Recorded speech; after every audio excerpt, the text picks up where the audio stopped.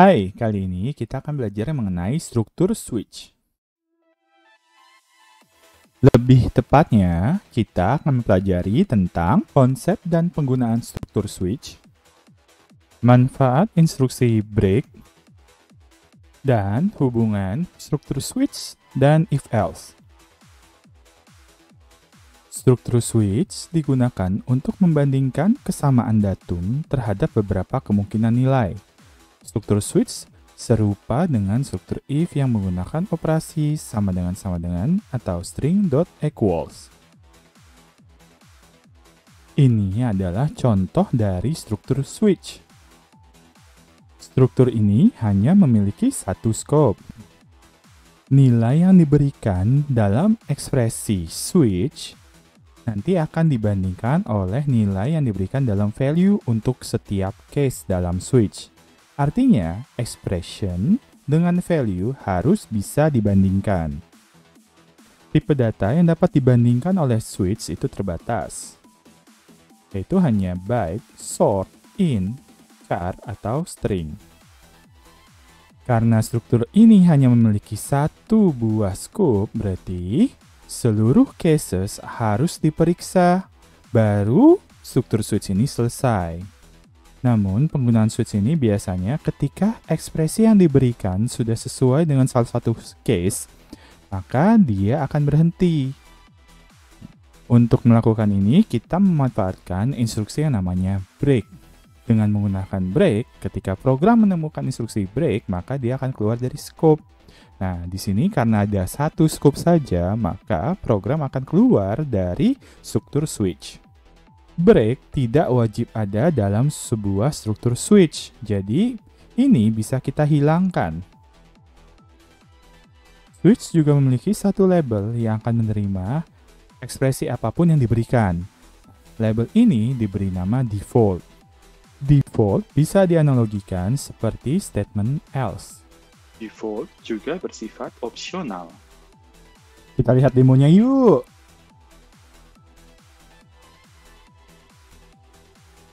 Pada demo kali ini, kita akan melihat perilaku dari struktur switch. Di sini, kita sudah memiliki sebuah struktur switch yang akan memeriksa nilai dari I dimodulo dengan 3. I nilainya adalah 10. Nah, kemudian di dalam switch ini, tergantung dari hasil ekspresi I modulo dengan 3, dia akan masuk ke case 1, 2, atau default. Dan kemudian setelah switch selesai dieksekusi, dia akan mencetak nilai dari I. Kita coba compile. Oke, baik-baik saja. Kemudian kita coba jalankan. Ternyata program ini akan menghasilkan 11. Yuk kita lihat apa yang terjadi pada setiap baris kode tadi. Di sini kita membuat sebuah variabel bernama I dengan tipe byte yang nilainya 10. Pada bagian ini sudah masuk dalam struktur switch. Struktur switch di sini memeriksa nilai dari I modulo dengan 3. Program kemudian akan memeriksa setiap case yang ada dalam switch, mulai dari case yang paling atas, case yang pertama. Karena hasil I dimodulo dengan 3 adalah 1, maka program akan masuk dalam case yang pertama. Case di sini nilainya 1 dan hasil dari I modulo 3 adalah 1, jadi dia sama. Pada case pertama ini, I diminta untuk ditambahkan dengan 1. Maka, I berubah nilainya menjadi 11. Berikutnya, program akan menjalankan instruksi break, artinya selesai keluar dari scope. Berarti, program akan melanjutkan ke instruksi setelah struktur switch, yaitu mencetak I. Karena I bernilai 11, maka yang tercetak adalah 11.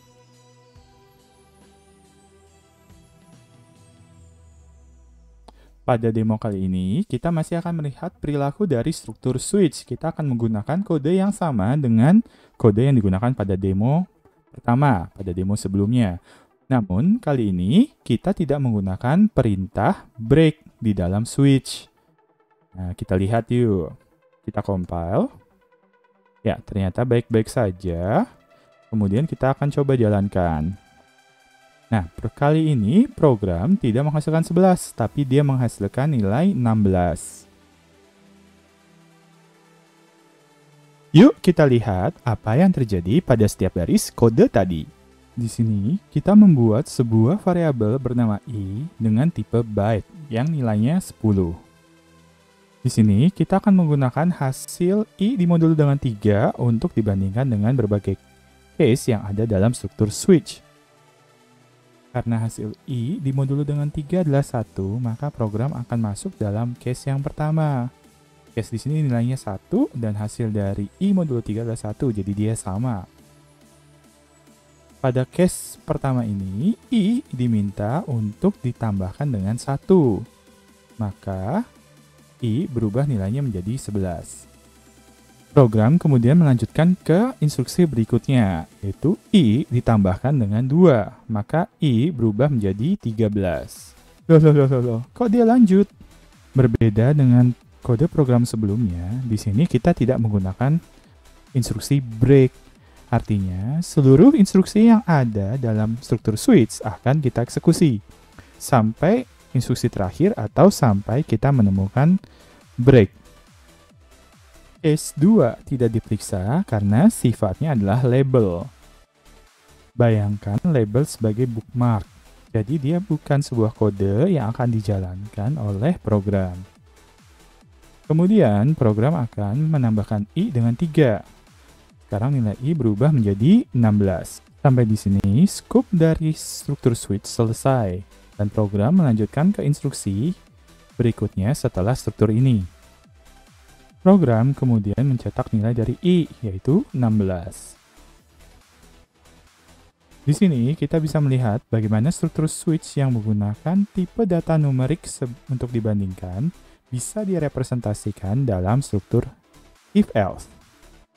Untuk setiap cases yang ada dalam struktur switch akan direpresentasikan dengan operator sama dengan dalam struktur if. Label default dalam struktur switch itu setara dengan else dalam struktur if-else.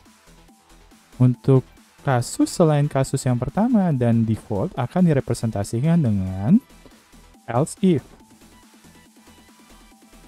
Ketika kita menggunakan tipe data string dalam struktur switch, ini adalah representasinya dalam struktur if-else. Di sini, setiap cases tidak lagi direpresentasikan dengan menggunakan operator sama dengan, tapi justru menggunakan metode .equals. Alasannya, ketika kita menggunakan tipe data string, kita tidak lagi tertarik dengan alamat di mana objek dari string tersebut disimpan.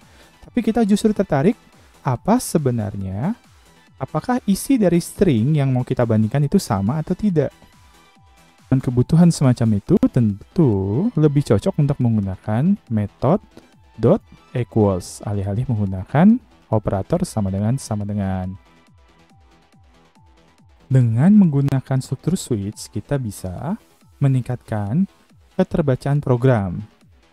Artinya, proses maintenance pemeliharaan program jadi lebih mudah. Kalau ada sesuatu yang salah, kita bisa dengan lebih cepat, dengan lebih mudah mengetahui bagian mana yang perlu kita perbaiki. Program yang kita buat pasti hanya membandingkan datum dalam jenis byte, sort, int, char, atau string. Jadi tidak mungkin program yang menggunakan struktur switch itu membandingkan tipe data selain ini. Sekarang waktunya untuk membuat kesimpulan. Pertama, struktur switch digunakan untuk membandingkan kesamaan datum terhadap beberapa kemungkinan nilai. Kedua, ekspresi yang diberikan dalam struktur switch harus bisa dibandingkan dengan ekspresi yang diberikan dalam setiap case. Ketiga, label default serupa dengan else. Label ini akan dieksekusi terakhir kali, dan selama blok switch masih dieksekusi, maka default juga akan dieksekusi. Keempat, perintah break digunakan untuk memaksa program keluar dari suatu scope. Perintah ini juga bisa digunakan untuk keluar dari scope struktur pengulangan. Kita sambung lagi di video berikutnya ya. Jangan lupa untuk mencoba dan berlatih, karena mendengarkan saja tidak akan pernah bisa membuat kamu bisa mengoding.